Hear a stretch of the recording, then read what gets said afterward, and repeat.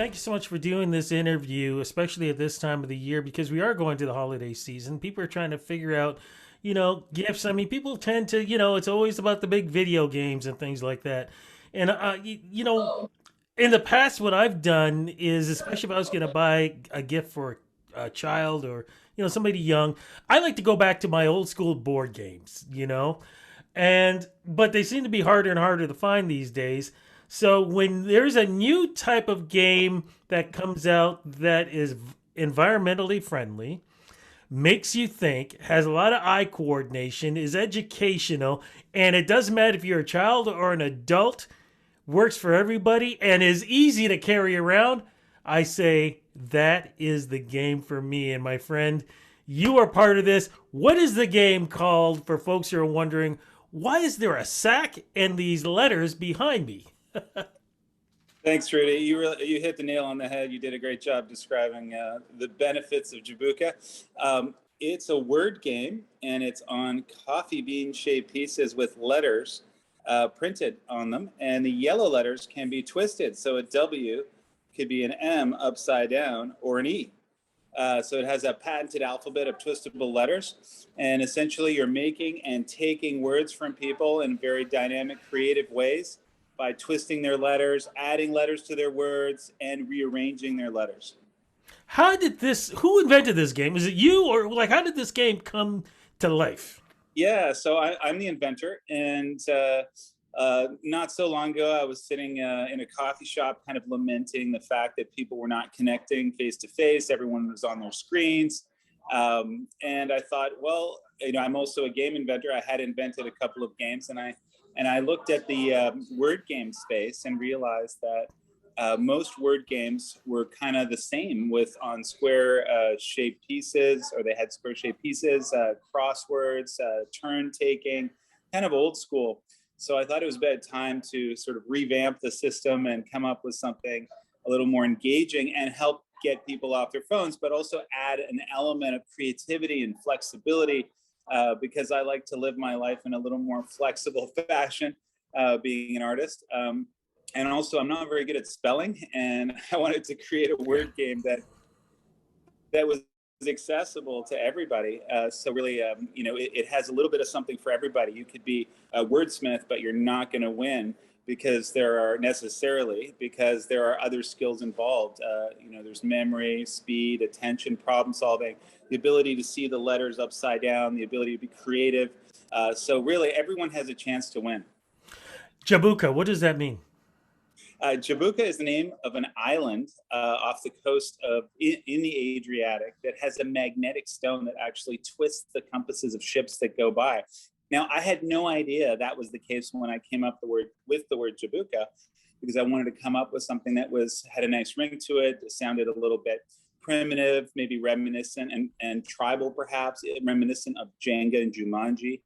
And so I came up with that word, but then I looked it up, and I was so surprised, serendipitous, that there's an island like that. And I thought, you know what, this is going to be a movie. There's going to be a Jabuka island, just like Jumanji. So how did you come up with the idea of the environmental part, where you come up with the little sack, coming up with the coffee beans?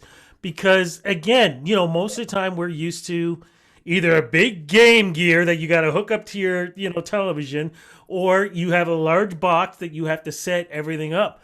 This is probably the easiest setup that I've ever seen on any game ever.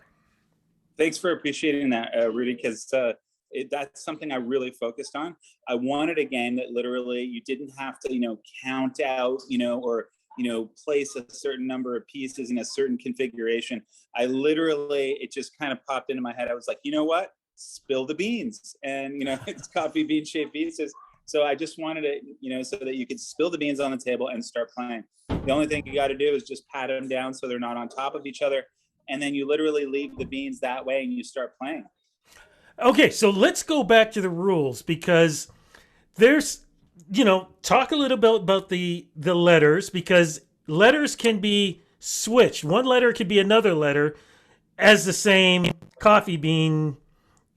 I'll call it coffee bean. Also, it doesn't, like it. Let me try to explain. Depend, of course, if you could see the letter and then maybe you don't see the letter. That's part of the game too. Yeah, Coordinating the words and what you see is another thing too. And there's also, those are some of the do's, but then there are some, no, you can't do this and you can't do that. So let's go into the rules. When you open up the sack and you dump it over, what exactly happens and how does it play one on one or even, three or four? sure. Yeah, yeah. So, although the game has a certain amount of richness to it, meaning possibilities and a little bit of strategy, it's really simple. All you're doing is you're making words and you're stealing words from your opponent. So it's just how you do that. So you, after you spill the beans, some of them will land face down, and then you leave the face down ones that way. So what that does is there's a rule. If you want to have more letters, you have to all agree to flip. So you say, let's flip.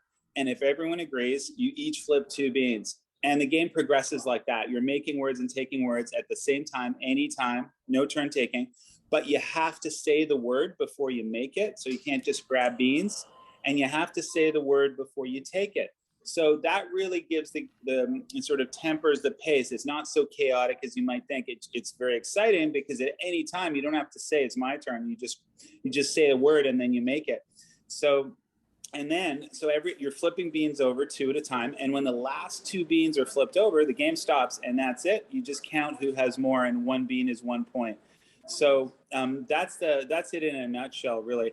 And so the yellow letters are the ones that can be twisted. So once again, the W could be an E or an M. So if you made the word war, for example, if I could see that W as an E, I could twist it to make the word ear, and then take that from you. So you can take it back. It's back and forth, and your word really doesn't belong to you until those last two beans are flipped. So that's what's cool. You could say no to the flip to slow the game down, right? And that gives everyone a chance to win. So what you end up with is just before the last flip, everyone's got like a lot of words, and the scores are closer, so it's more exciting. Now, for people who are not sure, I'm going to point over for the word fun. If you look at the letter U and the letter N, that's how you can flip those around. The U could be an N and the N could be a U. So that's explaining what you were talking about. Yeah, and a C as well. So that's that letter could be three different letters. Yeah. Amazing. I love this. We talked a little bit about earlier and what this is. It's not just a fun game, but it's an exercise too in so many elements of the mind and eye coordination. Can you talk a little bit about that, please?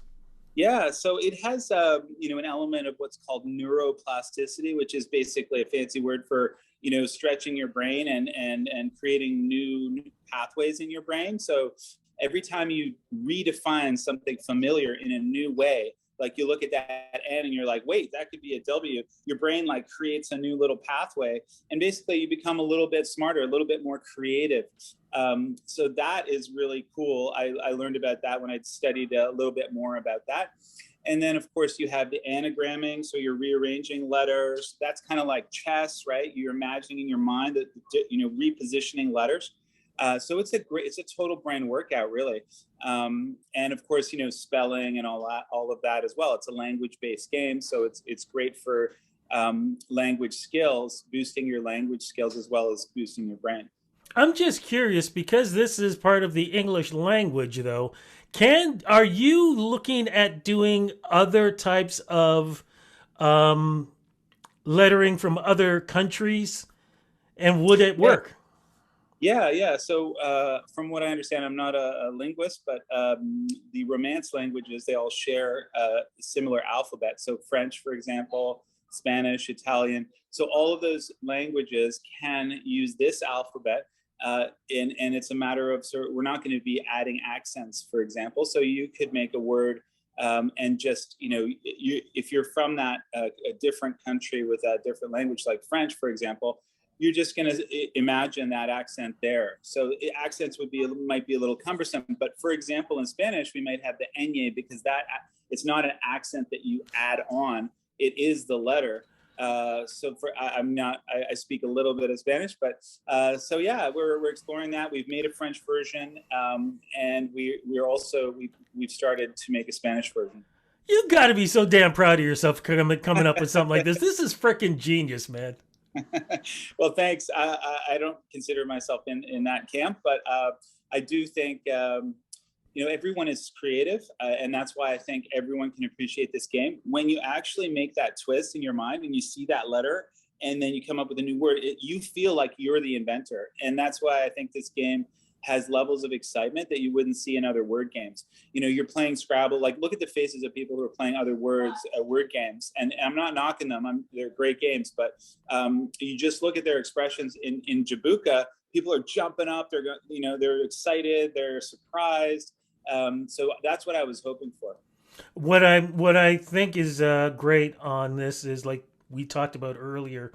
Um, I love the fact that it's accessible. Like you can just throw it in your bag, or if you have a purse, or your whatever, you can just throw it in there, take it, go anywhere, take it out, and you can play it anywhere. It's not like you have to carry a big box or a case or anything that I love.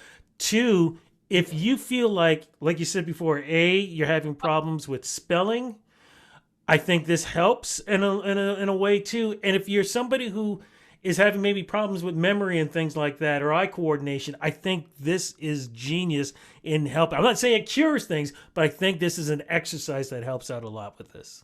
Yeah, and just to explain a little more on that, or elaborate on that, Rudy, the perception is, let's say if you go into a gym and you haven't worked out, and the trainer says, "Give me 10 push-ups," it's going to hurt a little. Playing Jabuka initially, it challenges your brain. So initially, it's like, oh, you get over that hump, and it forces you to focus. So it's great. It's like, if you have a ritual of doing crosswords or Sudoku, this is a great alternative. And, I can't say for sure if it's a total brain workout, but it certainly uses a wide variety or a lot different parts of your brain. I've been checking out the reviews, man. All I've been hearing is 4 out of 5 stars. You got to be thrilled with that. Oh yeah. We're very happy. It's my pleasure to share this with the world, and it's a great stocking stuffer. So I think if you want to get the family together and looking for an activity to do that, or you want to look for a great gift, Jabuka is it. So how do we get it? Where do we go? Yeah, so you go to www.jabukagames.com.